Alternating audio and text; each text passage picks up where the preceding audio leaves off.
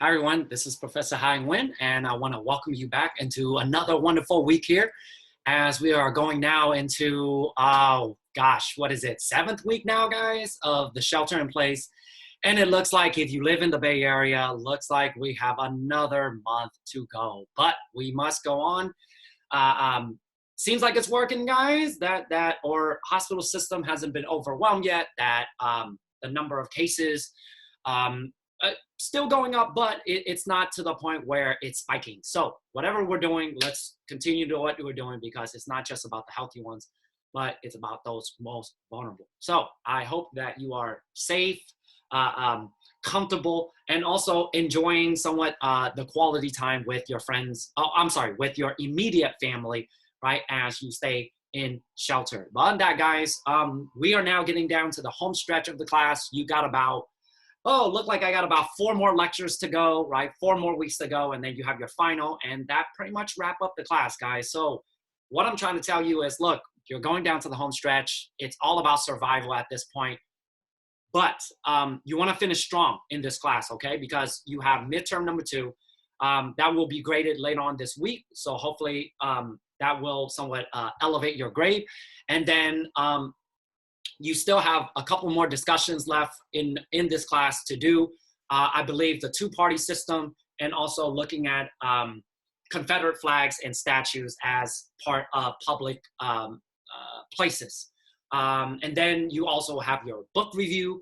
That was an assignment that I warned you since day number 1 that I'm not gonna bug you about it. I'm not gonna somewhat do weekly quizzes. This is purely you managing your own reading, because at the end of the day, guys, this is the beauty to community college. I am teaching to adults, and since you guys are adults, that comes with responsibilities, guys. So I will leave it. I will trust in you that you have been doing your reading. If you haven't been doing your reading, well, this is the perfect time to start doing your reading, guys, because let's just face it, it's not like we have anything else to do anyways, as we are somewhat locked into our home. If you're a basketball fan like me, then maybe you're occupying yourself 2 hours every Sunday watching the Last Dance documentary, which I have been doing. It's been fantastic as a basketball fan. But if not, guys, I mean, again, I understand things are somewhat complicated and also stressful, throughout the world and everything like that. But this was an assignment that you have been working on, or should have been working on since the beginning of the course. So I will somewhat, I'm confident that you can complete the reading and write me a constructive review by the end of the semester. So you still have the book review to do. And last but not least, of course, we want to talk about the final. And for the final, I'm going to try to keep this as simple as possible, like I have been doing with the previous 2 exams, is that for the final, somewhat leaning towards a question that is based on a speech that Frederick Douglass made in 1847, and a theme that he will constantly somewhat focus on and repeat to the American public starting in the 1840s. The speech that I'm thinking of, he spoke about it to an audience in London in 1847, in which he calls America a nation of inconsistencies, right? A nation of inconsistencies. And he somewhat lays out those inconsistencies as to why he views America in that way. And ultimately, I'm thinking that we are going to use Frederick Douglass's speech as a springboard in terms of the idea of America as a nation of inconsistency, right? And somewhat use that phrase as a way to analyze as to what political and social factors would lead to Frederick Douglass to such conclusion about America, right? That's what I'm leaning towards in terms of your final. But other than that, guys, this is the final home stretch. I got about 4 more somewhat weeks to go, and that pretty much wraps up for the class, guys. But we still have 4 more weeks to go. So with that said, let me try to somewhat take you, okay? So where did we end for midterm number 2? We ended up in midterm number 2. I highlighted to you the various strands, ideologies, that the American Revolution somewhat culminated, right? Meaning that what the Americans did was that they took some ideas, right, from Europe, from the Roman Republic, right, from the Glorious Revolution, and they tried to somewhat use it as a justification for the revolution. So we try to look at the ideological origins that shape how the Americans responded to the changes in economic policies, political policies between England, Parliament, and also the colonists themselves in North America. And as a result of those differences, and because of the ideas that shaped the mindset of the colonists, by 1776, the colonists decided that it was better off for them to somewhat overthrow the monarchy, put their lives on the line, and to fight for their freedom and independence because of those various strands of thoughts that they had. And then we also looked at how the American Revolution impacted Native Americans, African-American slaves, and also women themselves, simply because I wanted to give you a taste of what the debate over the American Revolution is somewhat about, is that ever since the 1960s, the American Revolution has somewhat lost its significance and its relevance, simply because in academic circles, historians, we have expanded the boundaries of America. You have more historians looking at somewhat America in a global context. And then on top of that, a global context in terms of a new field we call transatlantic history.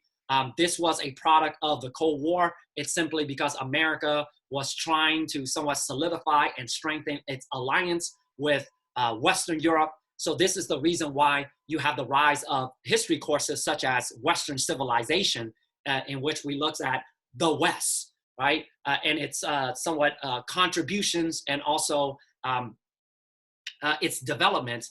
And also by the 1990s, you also have another subfield within the history course, within the history discipline. We call it transatlantic history, which is basically the connection between events in Europe and what was happening in the Americas itself. So you have that connection, and because of somewhat that connection, and when you put the American Revolution in terms of a global context, it does somewhat lose its meanings in this way, is that some of the most radical elements from the American Revolution in terms of its ideas of representation, in terms of its ideas of natural rights, in terms of its ideas of freedom and liberty and equality, what we come to find out is that those are not American ideas, that the ideas of natural laws and inalienable rights, and that power should come from the people, and that government needs consent from the people, and that government itself has certain responsibilities and somewhat certain objectives, protecting the people's rights to live, protecting their property, and ultimately their liberty. And if a government should somewhat fail to protect those rights that the people have, then the people themselves have the right to overthrow their government and replace it with a new one. And what we come to find out is that those ideas that used to be credited with the American Revolution, it comes to find out that those ideas actually originated way back with the Enlightenment movement, and starting in the somewhat 1500s, and even the idea of creating a republic, right? Because basically once the Americans overthrow the king, right, replace the monarchy, they could have replaced it with any kind of government that they wanted to, but the government that they came to an agreement that they wanted to achieve was that of a republic, right? This idea of people being represented through their representatives, if you will. So if you look at that form of government, the republic, we know that the Americans didn't invent that. We know that it came from somewhat the Romans, right? So that dates back even back in ancient times, if you will. So as a result, what you have is that, and also when you put the American Revolution, when you compare it to, let's say, the French Revolution, the Haitian revolutions, even modern revolutions, the Russian Revolution and the Chinese Revolution in 1949, it just seems like the American Revolution was somewhat not a transformative event because private property was still intact. You still have rich, wealthy, elite men controlling society. And on top of that, when it comes to the treatment of people of color, minorities, right? Women, Native Americans, and African Americans, and this is where the 1960s also come into play, is that you have also minority historians, people like myself, who are coming in with more skepticism of the promises of American freedom and liberty. It's simply because it's based on our own experience of living as a minority in America.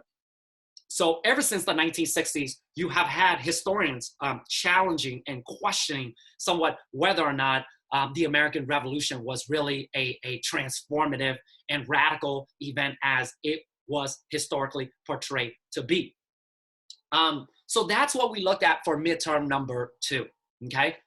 Now, for your final, what we're gonna be doing is, like I said, we're gonna try to use Frederick Douglass's, the great abolitionist, the great somewhat orator, one of the most masterful, eloquent speaker of the 19th century. I like to describe him as kind of like the 19th century of Martin Luther King, in a sense, was that Frederick Douglass, the great abolitionist himself, described America as a nation of inconsistency.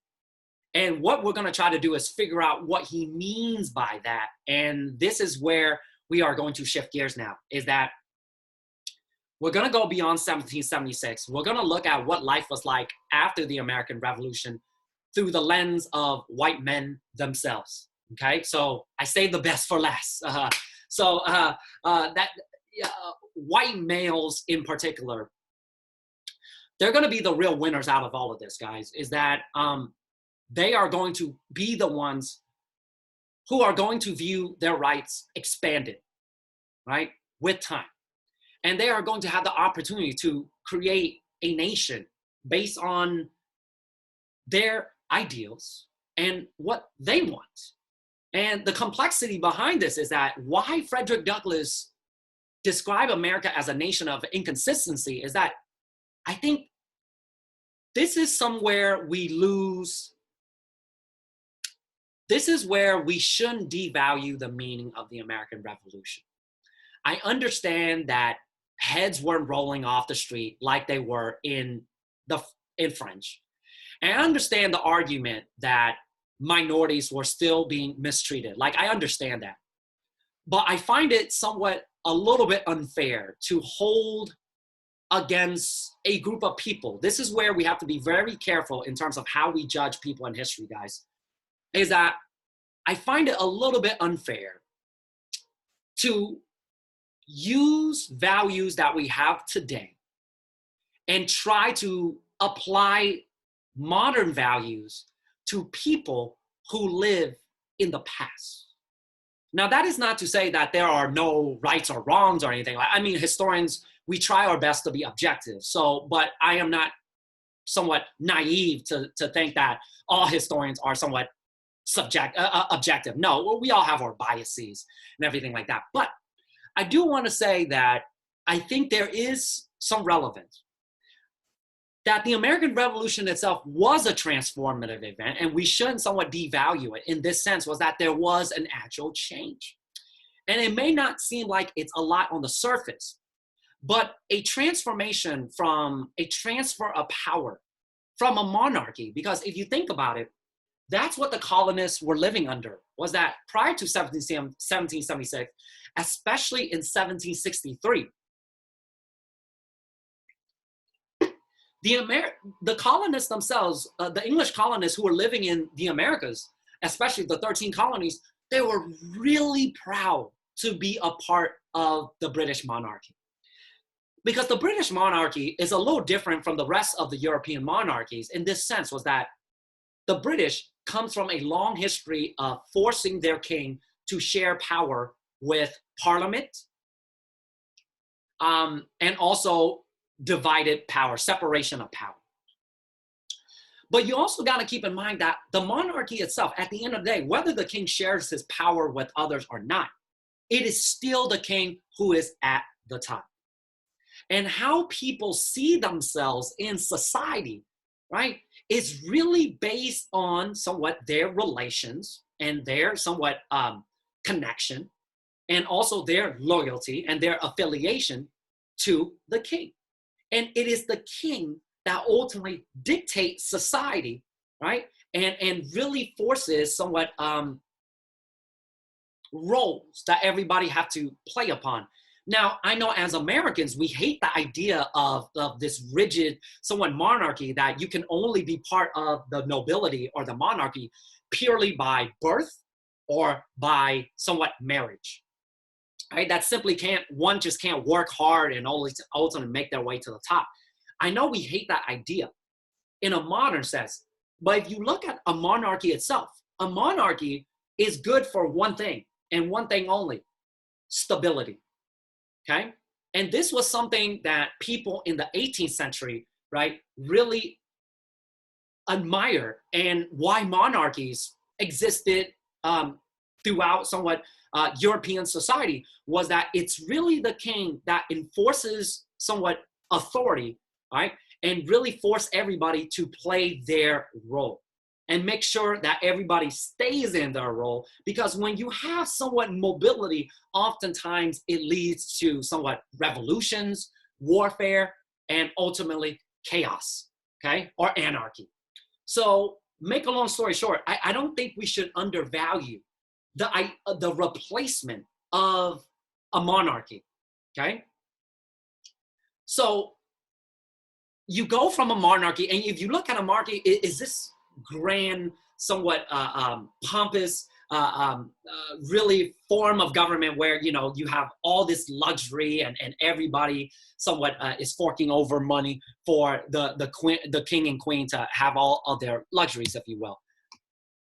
Now, here's where I think you have to give credit where credit is due. Is that what makes the American Revolution so radical is that the Americans are the first colonies to really win their independence. It's that simple, right?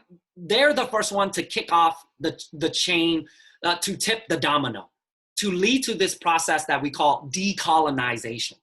Okay, it means that the colonies were now somewhat overthrowing their colonizer and somewhat achieving their independence. So you have to give credit where credit's due. Number one, they got rid of the king, okay?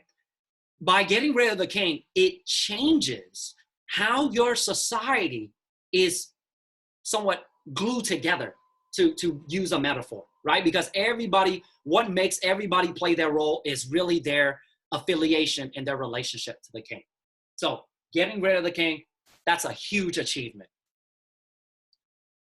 Number two is that the Americans are the first one to kick off this process of decolonization. It's the American Revolution that will inspire the French Revolution, that will also inspire the Haitian Revolution, and that will inspire other somewhat revolutions and war for independence in the later 20th century.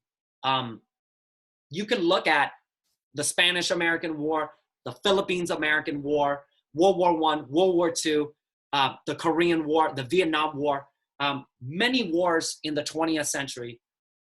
The point of focus as to why people around the world will fight for their independence, they always go back to 1776 as the moment, right?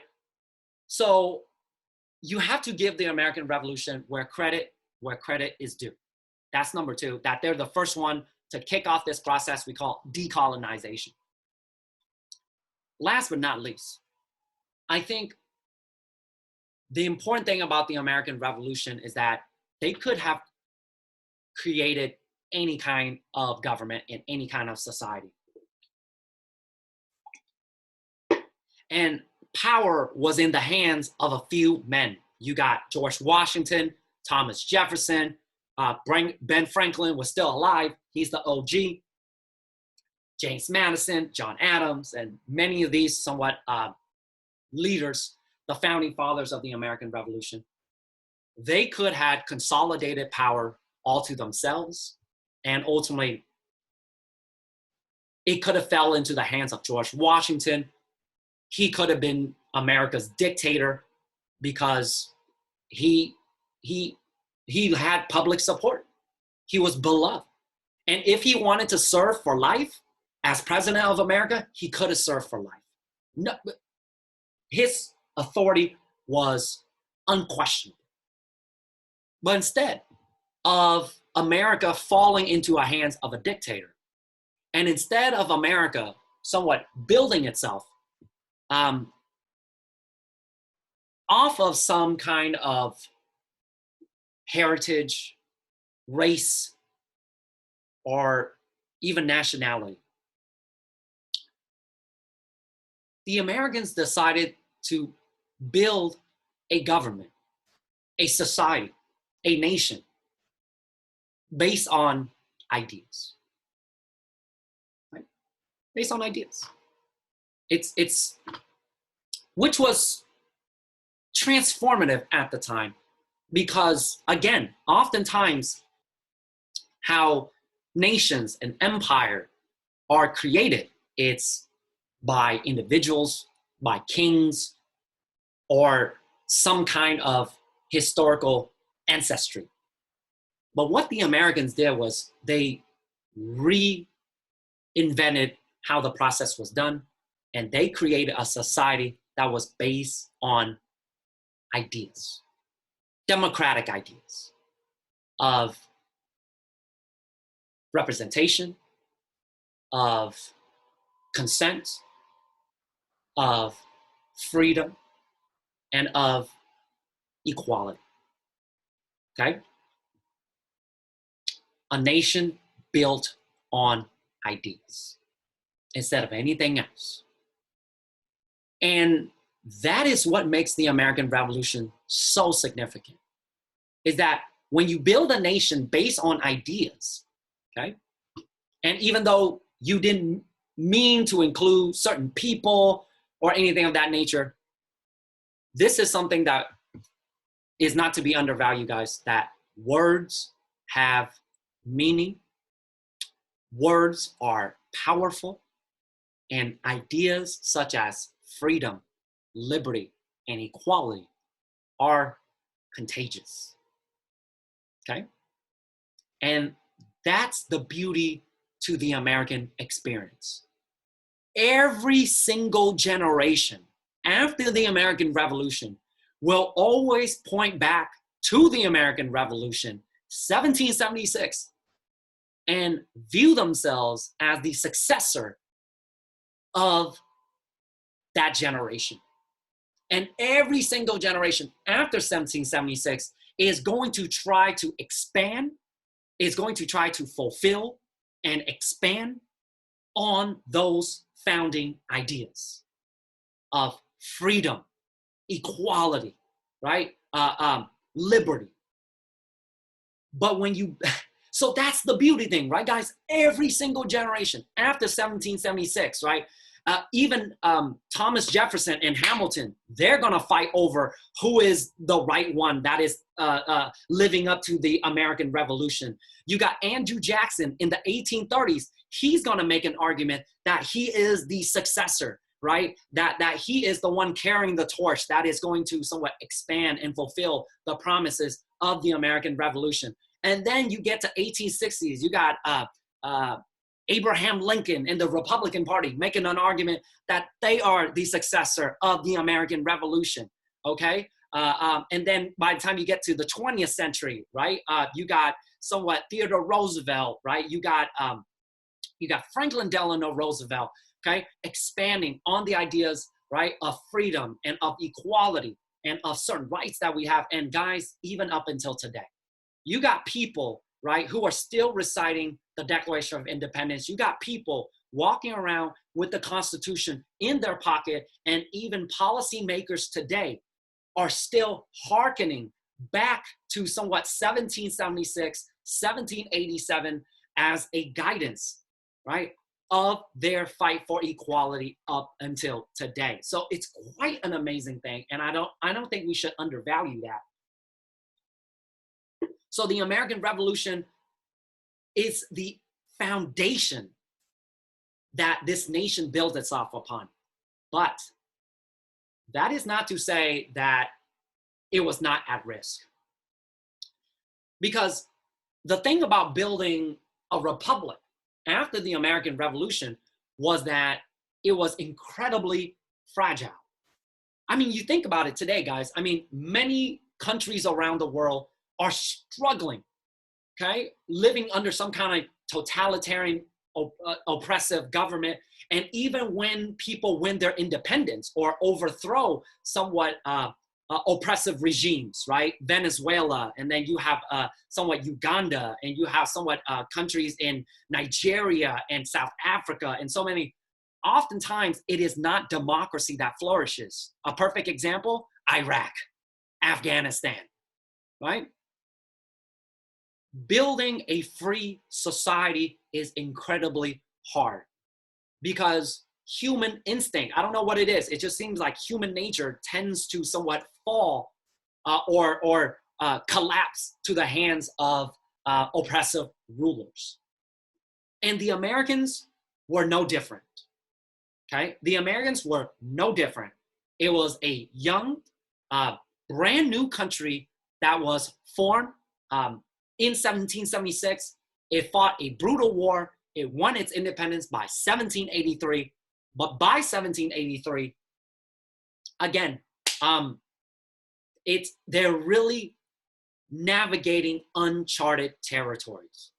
Because now that you have replaced the monarchy, the question becomes, what is the motivations for the colonists from 13 different states? Okay, and you might as well call them countries. They're not really states. They're really 13 countries, because Virginians did not like Carolinians. Carolinians did not like people in Boston, Bostonians, right? And Bostonians hated New Yorkers. Everybody hated each other. So the question becomes, what is going to unite these colonists from 13 different states to come together and act as a whole? Because most Americans after the war still identify themselves not as Americans. Guys, that is why if you look at the title of America, this country, its full name, okay, it's not America, okay?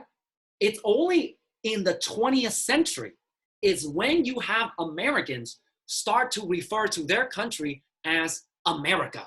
Yes, that's right, folks. There is a shift, because prior to the 20th century, most Americans refer to their country as the United States. And I hope you understand the difference, because when you say America, that is collective, that is singular, that is somewhat a whole on its own, America.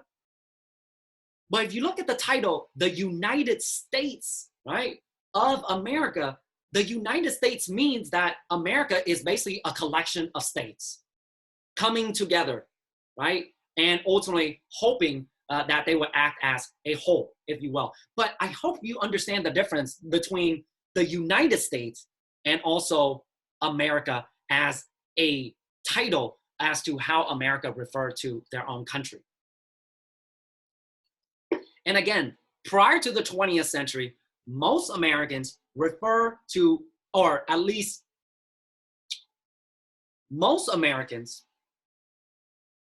saw themselves, identify themselves based on their locality, meaning that it's the state that you come from, that's what you somewhat represent first, right? So for today, if most people ask me, you know, who am I or where do I come from? Most likely I'm gonna say I'm an American, right? But I also live in California. So back in prior to the 20th century, most Americans, if you ask them, right, they would say that they come from a state, Virginia, North Carolina, right, Massachusetts, okay? They don't really say America. It's not until the 20th century, that's when you have the American public and the American discourse really shift to this identity of a cohesive, whole, somewhat national identity. Because most Americans, especially the ones during the American Revolution, really identify themselves as either Virginians, Carolinians, Pennsylvanians, I mean, downright to the city that they live in, Bostonians. So it's that local identity that they somewhat identify with first. And if you think about what the American Revolution was about, the American Revolution was also about decentralizing power, meaning that instead of power being consolidated to the king and one individual, what they wanted to do was redistribute powers, right, to the local government, to the states. And this is going to be a struggle that America still deals with up until today. We call it federalism, okay? Federalism is a concept of shared power between some kind of centralized government authority and also local somewhat authority. So for example, today we have Washington, D.C., that is the capital of America, but we also have individual states with their own capital, right? California, we have Sacramento as somewhat the state capital, and D.C., Sacramento, they share power with one another, right? Of course, Washington, D.C. is supreme, right? But there are somewhat authority that is reserved to the states. And that is the challenge. That is somewhat the struggle that American politics will have to somewhat navigate, right? Because this is what happened, guys, when you build a society based on ideas, okay? But building a republic is quite a hard task. Let me see here. Oh, I'm going to fast forward here a little bit. Okay.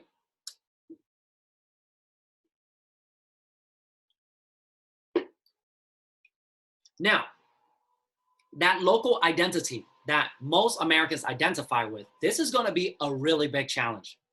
Because if the goal of America is to decentralize power, right, to strip power away from the king and redistribute it to the states, and each state of its own will have its own authority, right? Like I said, I want you to imagine the 13 colonies, the 13 states, more as 13 different nations with its own somewhat powers.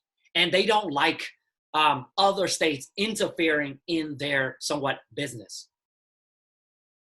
Now, even though you accomplish independence and you have managed to redistribute power to the states, by the 1780s, the American Republic is going to be confronted with a series of economic issues, social issues, and also foreign issues as well. That is going to require that the 13 states themselves get their act together, commit to one another, and ultimately act as one. But that seems like it's contradicting what the American Revolution was about. So this is the hard task, is that how do you now bring the states back together as one to deal with the series of issues that you are confronted with? Because if you look at it, after the American Revolution, even though the Americans accomplished independence, they still face a series of problems, such as, number one, the British, they're still around, right? They may not be in the colonies, but they are still around, lingering in Canada, lingering in the Caribbean. You also have the French, right, lingering as well in the Caribbean, and you also have the Spanish lingering, right, in the Southwest and also Florida. So you have all of these somewhat European, somewhat competition. And the British guys, by no means are they somewhat intent on letting go of their former colonies. This is going to be the reason why by the year 1812, there will be another war between the Americans and also the British.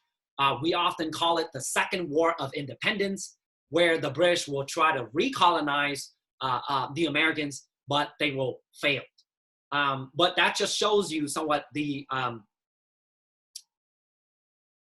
fragile that the American Republic was in.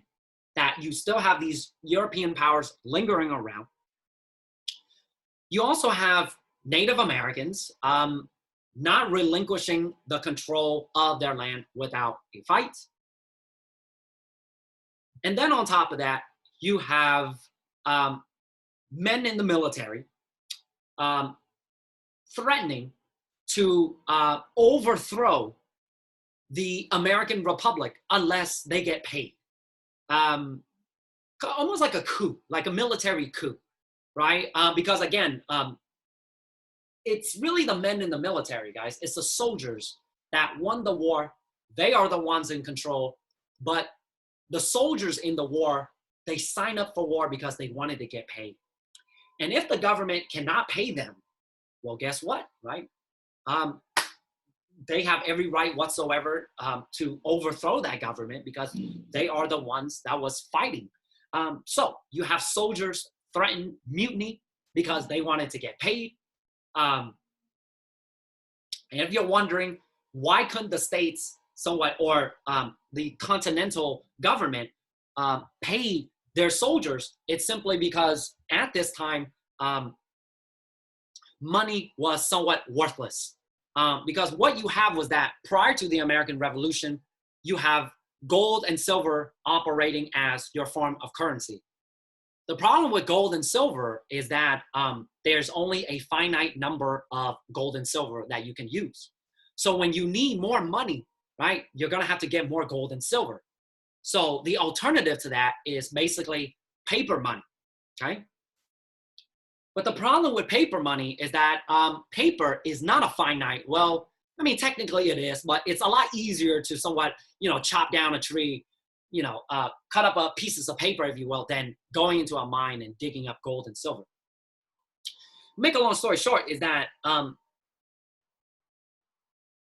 the government, during the American Revolution, they decided that they were just going to print out these continental dollars as a way to somewhat pay off their bills, as a way to somewhat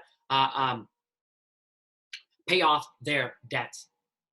But the problem that you have with that is that, now I'm not an economist or anything, but I don't think that's how sound economy works. You can't just print out your own money, guys, right? As if like it's unlimited, because the more you have, the less value that currency becomes. So you have an economy, you have a government that prints out its own money.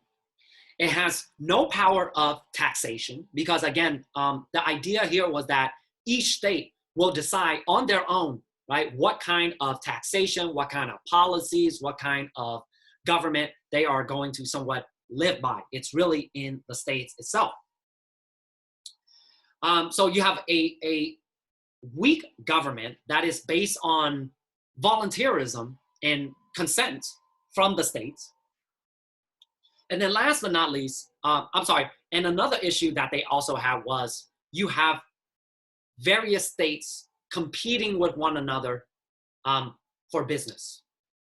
So what you have is, instead of cooperating as one and allowing for interstate businesses to somewhat go back and forth, you have competition between the states, with certain states imposing its own tariff, taxation on other states' goods, and issuing its own form of currency. So on top of the continental dollars that the federal government is printing out, you have local states printing out their own money as well. So I want you to imagine 13 different states with 13 different currency, 13 different policies that are somewhat in conflict with one another. So you have all of those issues.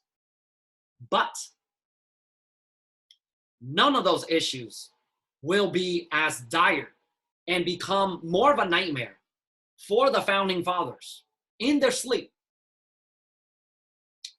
than the issue of tyranny. Okay? Except this time, tyranny, it is not going to come from the monarchy, but the events in the 1780s will show and persuade the founding fathers that there is a new form of tyranny, a tyranny not of the king, but tyranny of the mob itself.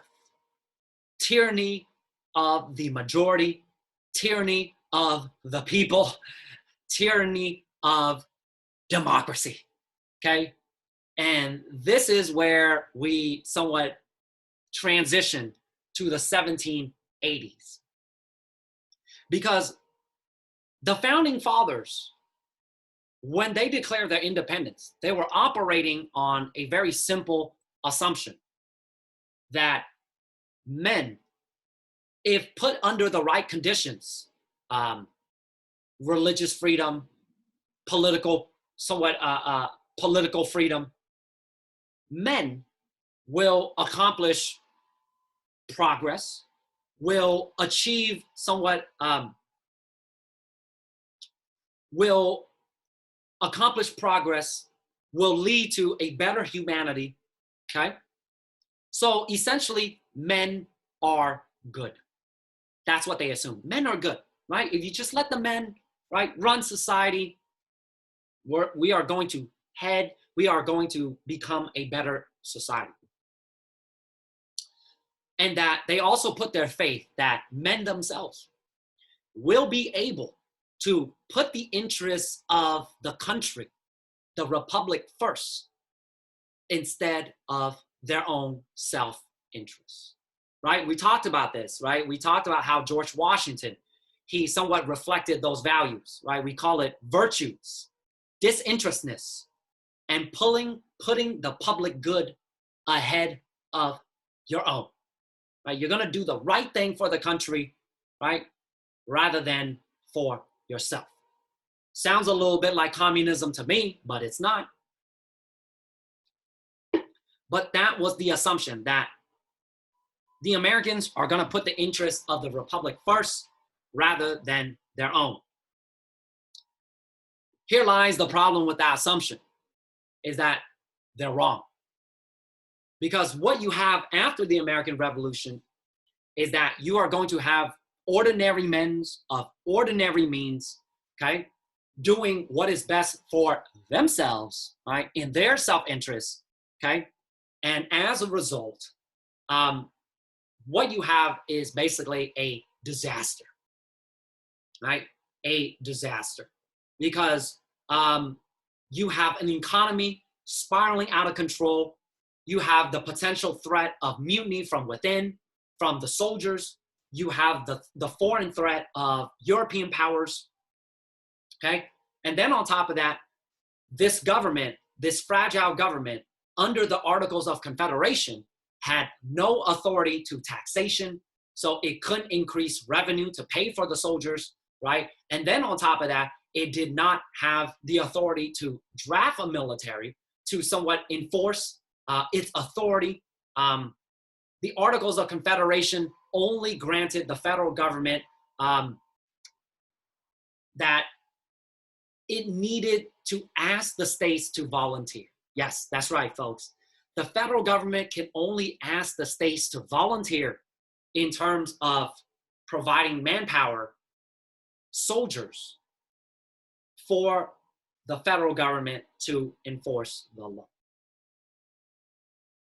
And as a result, the Articles of Confederation was a government based on volunteerism. It had no authority to taxation. It had no authority to regulate trade. It had no authority to enforce the law, since it had no army, that it needed states to consent to its requests. And this is going to be the reason why, guys, in the 1880s, things are just going to completely unravel. As the economy spiraled out of control, the American currency is completely worthless. You have competition between the states competing with businesses with each other. And then on top of that,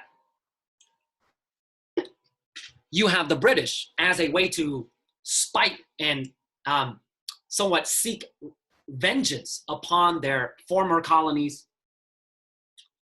You have British traders and manufacturers decided that they were going to flood the American market with cheap British goods.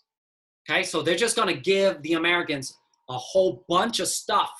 Okay, they're going to try to sell the Americans a whole bunch of stuff,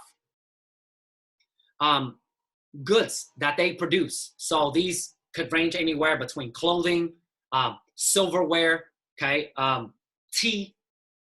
They're just going to flood the American economy with all of this cheap British goods. And maybe you're wondering, well, that seems like it's a good thing, right? That the Americans get access to cheap goods. Yes, somewhat on the surface, but the reality of it is the British have other intentions. What they want to do is they want to stymie the American manufacturers from growing and ultimately from competing with the British on the global market. And the idea here for the British is that if you flood the American markets with cheap goods, it will stymie somewhat their manufacturing sector and force them to become dependent, right, on your goods. So it's not so much a political somewhat dependence, but this is more of an economic independence, because as long as you need us to provide you with the goods that you want, right, we can manipulate you to do what we want you to do. It's kind of like America today and also countries in the Middle East like Saudi Arabia, right? Because as long as we are reliant on Saudi Arabia for our oil, right, we are somewhat subjected to somewhat their influence, right, and ultimately their interests. And this is why you have somewhat starting from 2008, America has really tried hard to produce its own oil, in a sense, right? So you have this economy spiraling out of control. You have the British somewhat sabotaging the American economy and also the American manufacturing. And then on top of that, you also have the British still lingering around in their military forts up in the Northwest, up in Michigan, up in Canada, up in Wisconsin. And what you also have was that starting in the 1790s, you are going to have American sailors at seas taken as hostage and also kidnapped and sold into slavery by African pirates. Yes, folks, the irony behind that here you have African pirates, right? Kidnapping and holding hostage American traders as a way to extort ransom from the Americans. And it's a very sad story because the fact that the US government in the 1790s did not have enough money in order for them to somewhat raise an army and to deal with this issue of African piracy. Here's an interesting stat for you. In 1795, the US government, more than 20% of the annual budget of the US government in 1795 and afterwards will go towards capturing will go towards somewhat paying ransom to retrieve American hostages from African pirates. So the irony out of that here you have African pirates kidnapping and holding hostage American sailors and selling them into slavery, okay? So if you look at all of those issues, economic problems, foreign policies, domestic issues, internal trading, competition, the easy solution, look, those problems were fixable, okay? It's simple. All you needed was more funding, more manpower, okay? And it would only require a simple tweak to America's first constitution, right? So let me explain to you.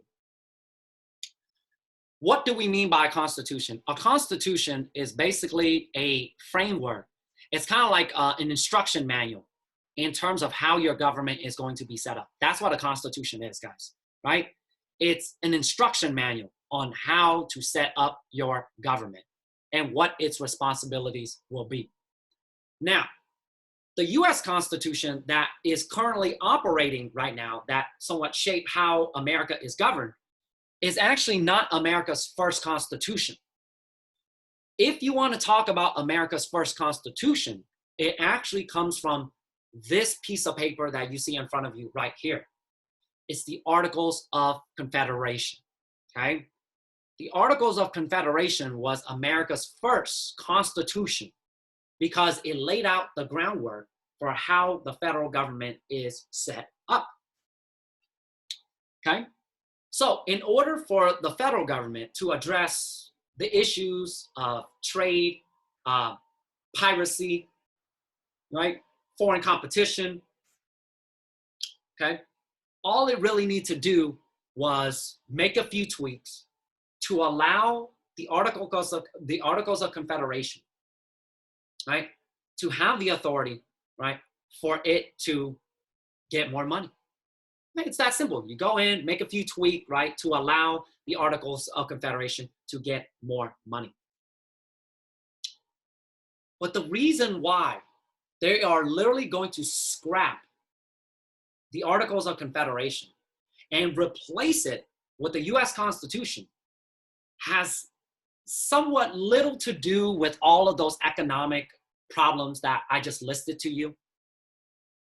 It has more to do with a bigger concern that was rising among the founding fathers, particularly James Madison.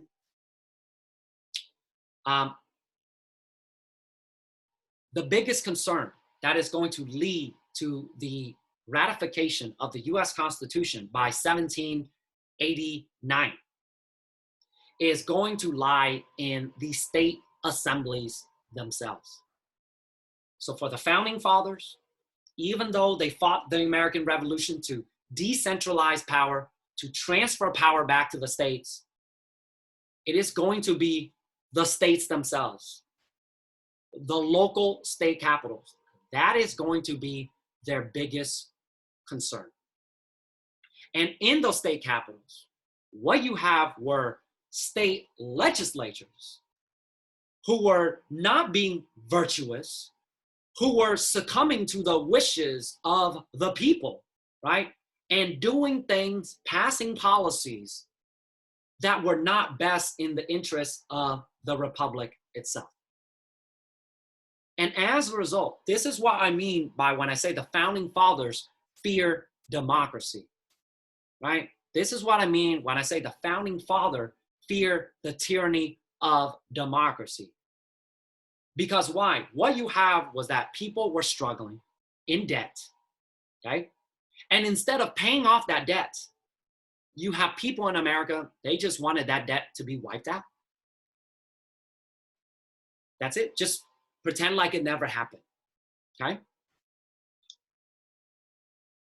A sound economy, guys, does not operate like that. And state legislatures, okay? They knew that the best thing for the republic was for America to pay off its debt. But the problem is you have to realize these state legislatures, they want to get reelected. So as a result, right, instead of doing what is best for the public, they decided, I'm going to do what's best, right, to get me reelected. And what is best? I'm just going to give the people what they want, even though it is going to be detrimental to America as a whole. That's somewhat the issue that is going to be addressed by the founding fathers, by 55 delegates by 1787. Because the question becomes is, does the Articles of Confederation, does it need to be reformed, or does it need to be somewhat rebooted? Okay? Or completely somewhat replaced. That is the issue. And what you have is that James Madison, who today is credited as the father of the Constitution, he came from the rich planters class of Virginia. Madison was educated in classic languages, philosophy, law. He entered into politics on the eve of the American Revolution in 1774 as a member of the local committee of safety, overseeing local militias. He was also a delegate to the Virginia Convention, where he worked with his close friend Thomas Jefferson to pass laws to promote religious freedom and also political freedom as well. So, make a long story short, James Madison, he's quite involved, right, during the American Revolution. And it is not a coincidence that it was James Madison that would lead to the effort to try to curtail or stymie somewhat this rise in democracy. The problem that you have is that Thomas Jefferson, when he wrote those words, all men are created equal, okay? What he means is that men like himself, rich white planters, and the type of government that Thomas Jefferson, James Madison, and George Washington, what they envisioned was that other men will elect them as somewhat representative, right? And allow men like themselves, rich, wealthy planters, to be the policymakers. Because why? They are the virtuous. They are the ones that are able to somewhat make the right decision for the republic. And it is them who is not somewhat corrupt by their self-interest. But here lies the problem that you have, is that by the 1780s, that authority was being challenged. James Madison, when he ran for an election in the 1780s, he thought that he was a shoo-in. Because why? He was involved during the American Revolution. He's educated. He's a scholar. He's smart, well-read, okay? Right? He basically was the total package that you can think of in terms of the type of leader that the Republic needed. So he runs for a position in the state of Virginia as a state legislature. And on election day, it was not his intelligence, it was not his virtues that won over the American voter. Because why? He lost. James Madison lost an election to his opponent simply because his rival opponent, okay, rolled out booze. Yeah, like alcohol. Roll out booze to incentivize the people in Virginia to vote for him. So let me reframe that. If you're voting in Virginia and you went to vote, it's James Madison and all of his intelligence. What are you going to vote for? James Madison or all of his intelligence? Or are you going to vote for somebody that's willing to give you free booze? And the answer that Virginians came to was, yeah, give me the free booze. And this is somewhat the problem, is that state legislatures were passing laws that were not favorable. They were not increasing taxes. They were not collecting the debt. They were postponing the debt, forgiving the debt, right? And then you have local legislatures winning over the hearts and mind of the voters, not based on their somewhat virtues, but based on free booze. Okay? And as a result, it is the conclusion that James Madison and 54 other delegates, so 55 total, came to, that they realized there is a bigger issue that they had to resolve. Because from 1784 to 1787, state legislatures across states like Virginia, the Carolinas, Pennsylvania, were simply printing out more money to pay off their debt. They were forgiving the debt of the people within their state. They were postponing tax payments, so they're not even collecting somewhat new revenue. And then also on top of that, you have oppressive measures, laws that were designed to pass and fund a state-run church. Okay? And also you have in the state of Virginia, not only did the legislature pass a law to fund a state-run church, so an established church, you also have a religious test that one would have to somewhat take in order for him to be in public office. Okay? And that's the problem that James Madison started to see. He started to see that people were not putting the interests of the republic first. You have people, the majority, terrorizing, right? Passing laws that were not economically sounded. And then on top of that, they were persecuting minorities and establishing a religious church funded by the state, which goes against everything that the American Revolution was about. And as a result,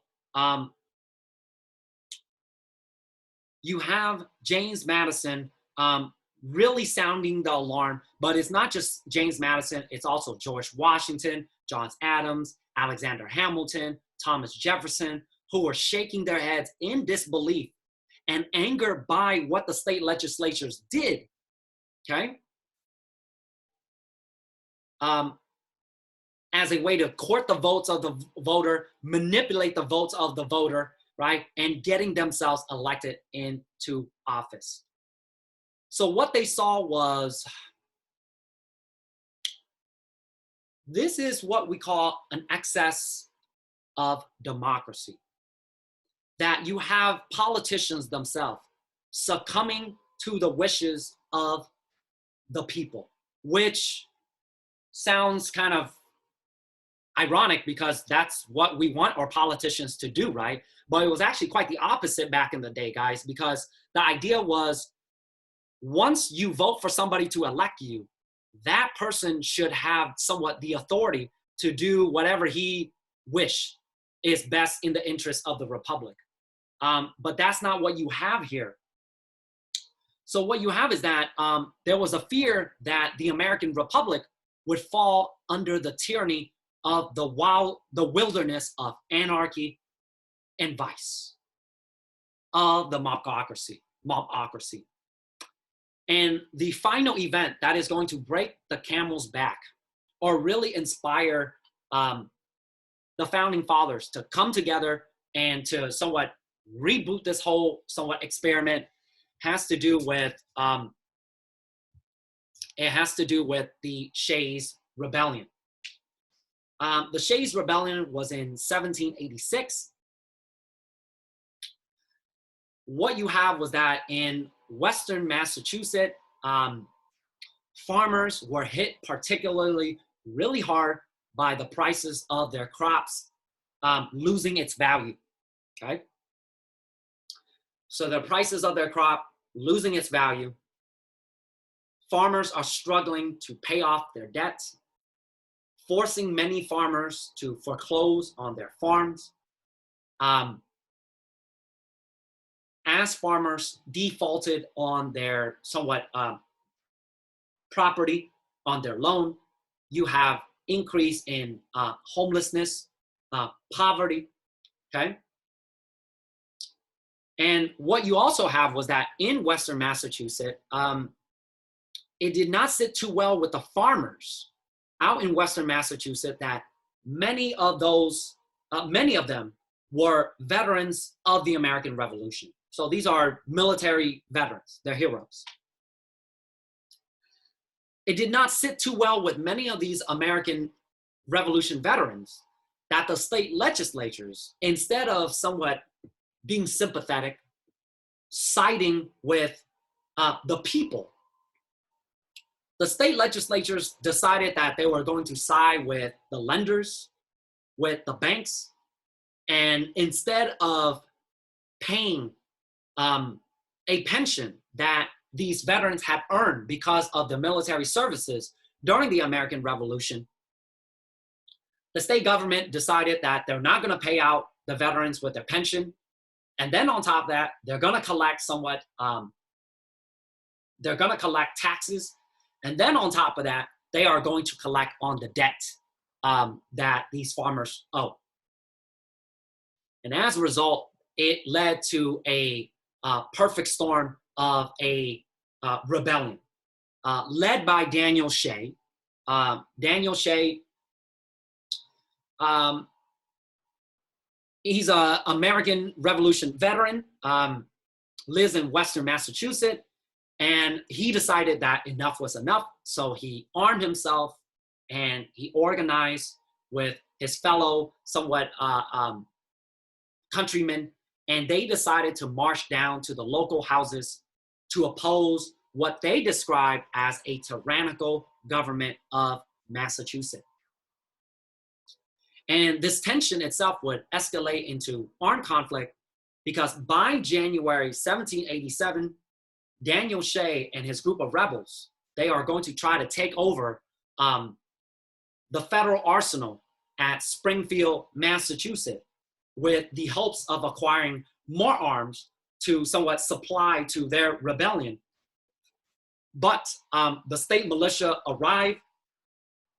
They fire upon the rebels, causing 4 people to lose their lives, wounding many others. Daniel Shay and his rebels, they would disperse, and the rebellion came to an end when Daniel Shay, he escaped into the neighboring state of Vermont. But if you look at somewhat the issues within the Shays Rebellion, you can see that it represents the problems of the 1780s, that you have people struggling to survive, okay? But you also have a government that is trying to practice sound economics, right? When you borrow money, you got to pay it back, okay?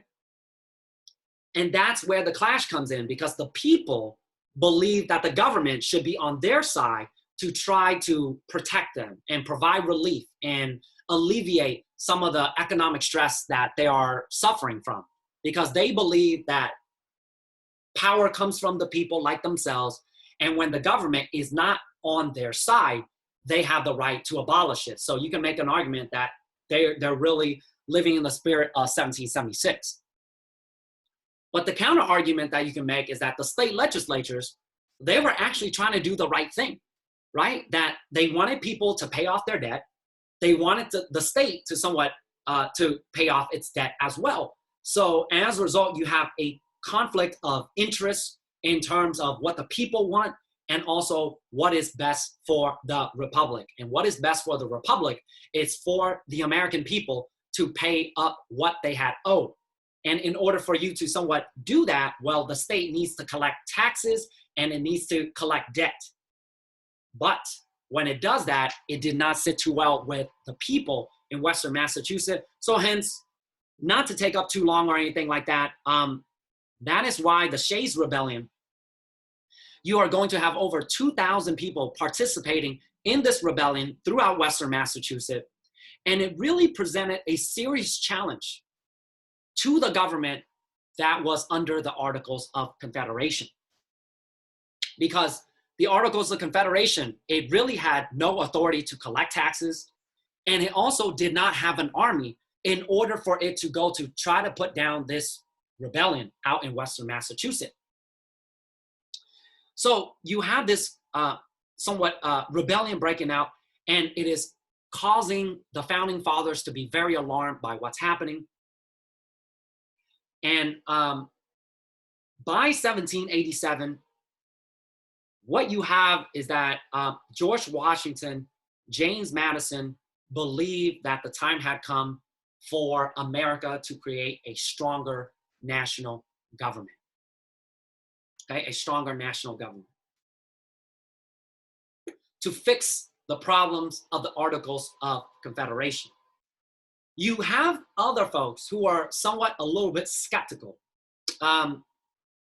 Thomas Jefferson at this time, he served as a diplomat in Paris. So my dude, he's just chilling out in Paris. So he's nowhere near close to the Shays Rebellion. And he makes an argument that oftentimes there is a price to be paid for independence.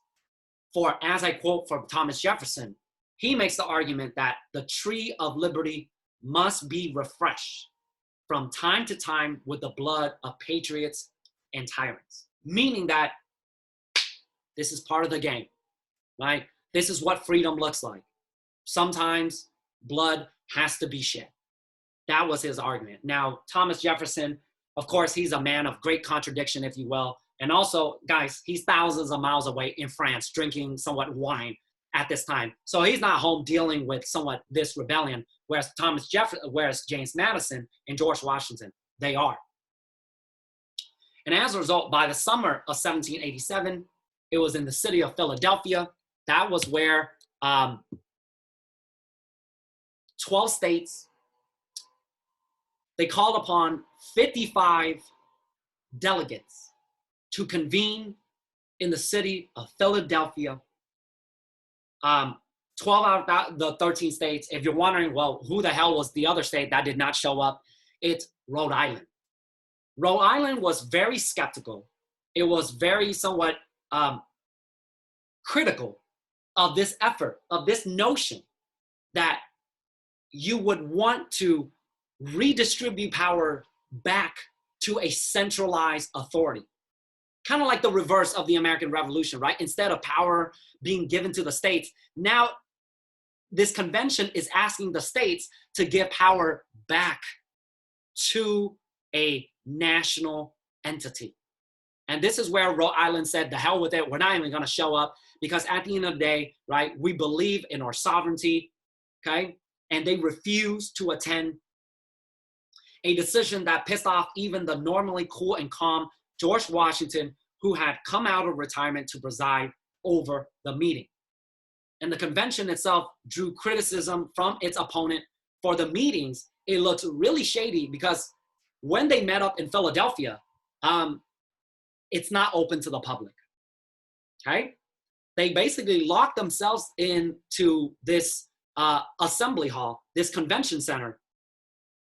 And not only did they lock themselves, guys, they even boarded up the windows, right? They locked up the front door because they did not want the 55 delegates to be influenced and be pressured by what was happening outside. They wanted these men to do what is best for the republic, okay? So that's part of the reason why this was a secret, somewhat convention. It was closed off. The only record that we have what happened in the convention is really based on a journal that James Madison kept throughout somewhat that summer. That is the only record we have of what went on inside that convention. But other than that, we don't have any other source of evidence, guys. So this looks really shady to the American public because, again, why are these 55 guys getting together, and why do the states have to somewhat give up their power? And also, why are you guys meeting in a secret building, right, and not allowing the public to have access? But that was the reasoning as to why it was not open to the public, because they didn't want the delegates to be somewhat influenced by the American public and also what their demands were. And inside this convention, the delegates themselves are going to have to figure out what type of government they are going to create, what kind of power are they going to somewhat give to the central, to the national government and ultimately how to curb the rising trend of democracy. Yes, folks, the founding fathers, they are not a fan of democracy. And when we say democracy, what we mean by is mass participation and majority rule. That's not what the founding fathers had in mind. It's not that they are against the idea that people get to vote. No, they are fine with the idea that people get to vote. But voting, here's what they had in mind, is that they wanted the people to go vote on who they want to be their representative. And once that representative is picked, it is up to that representative, right, to do what is best for the republic. It's that simple, okay?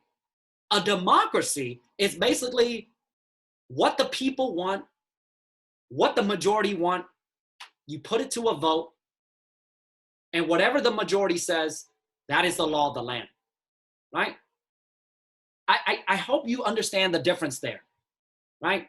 The founding fathers, they believe in what is called an indirect democracy, meaning that you go vote for somebody and that person will make the decision for you.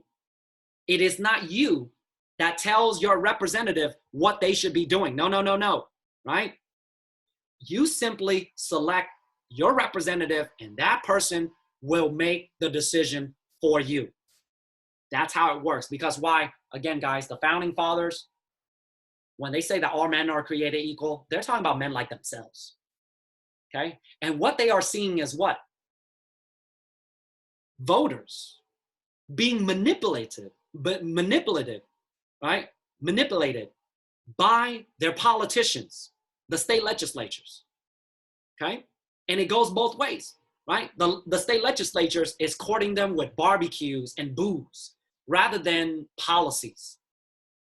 And the voters themselves, what they want is in direct conflict with what is best for the republic. Because what is best for the republic after the American Revolution? To pay off your debt.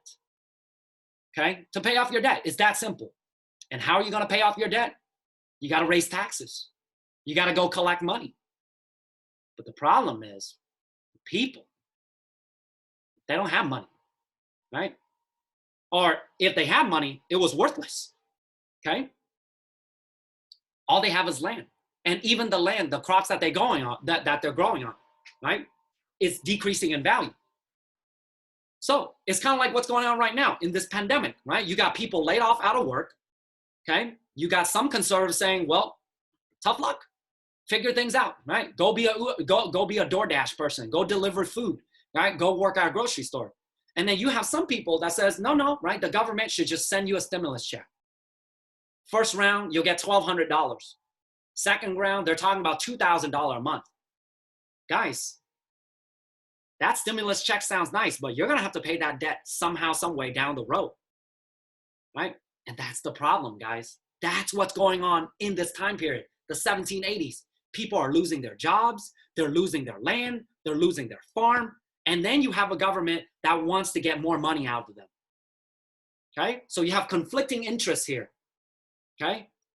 And it goes both ways when we're talking about the rise of democracy, because you have politicians courting the voters, not based on their virtues, right? Their ethic or their policies, voting on what?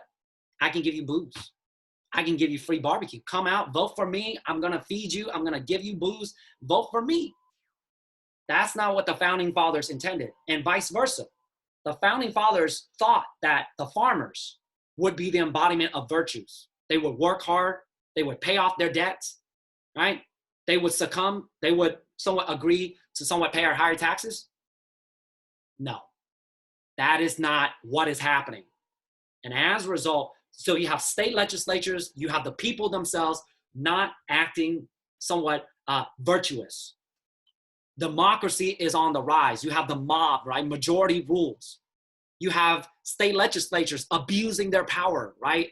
Passing somewhat laws to promote a certain religion and somewhat to persecute minority, somewhat religious groups. So in Pennsylvania, the Quakers, the very colony that they founded, the Quakers, in the 1780s, find themselves persecuted because of their religious belief in the colony that they had founded, simply because the Quakers were pacifists, they were nonviolent, they didn't believe in war, so they didn't join in on the American Revolution.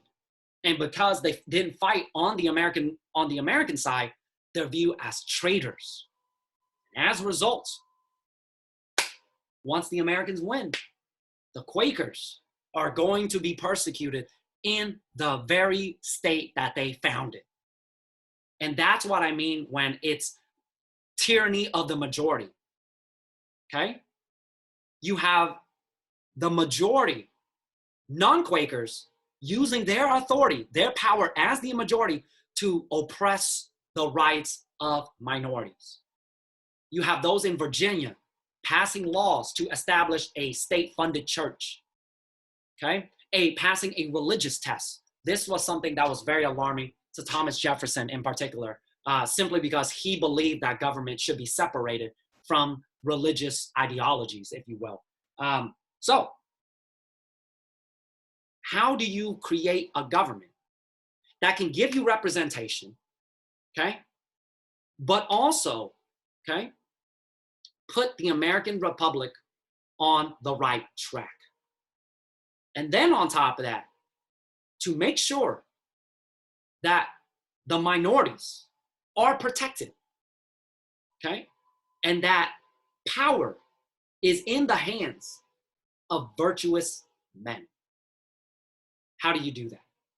How do you get 13 or 12 states, right? We don't count Rhode Island, to come together, right? With different interests, different economy, different people, to act as one and to ask the 12 states to give up their authority, to give up their power, and to give it back to a national government. When the American Revolution was about the opposite, redistribution of power to the states. So it's literally like a complete reversal of the American Revolution. So when you guys come back in the second half of the lecture for this week, we're going to look at the Constitution itself and how it was a compromise between all of the different interests, and also as a way to create mechanism to make sure that minorities' rights are protected, and that democracy is somewhat kept in check, okay? So in the second half of the lecture video, guys, we will talk about the convention itself. All right, I wanna thank you for coming. I'll see you in the second half video. Thanks, guys.